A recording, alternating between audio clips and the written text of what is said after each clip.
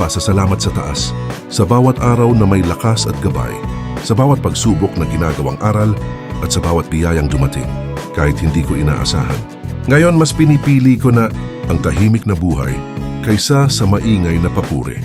Mas mahalaga na sa akin ang kapayapaan ng pamilya kaysa sa payabangan ng mundo. Natutunan ko na ang tunay na yaman ay hindi nasusukat sa laman ng bulsa, kundi sa mga yakap at tawanan at pagmamahalan sa loob ng bahay. At sa mga anak ko na lumalaki sa pagmamahal at gabay. Hindi man perpekto ang buhay, kontento ako sa kung anong meron. Dahil sapat na ito para maging masaya. Tapos na ako sa payabangan. Tapos na din akong patunayan ng sarili sa mga taong hindi kasama sa storya ng buhay ko. Ngayon, nakafocus na ako sa kinabukasan ng mga anak ko at sa mga pangarap naming mag-asawa na aming bubuin pa.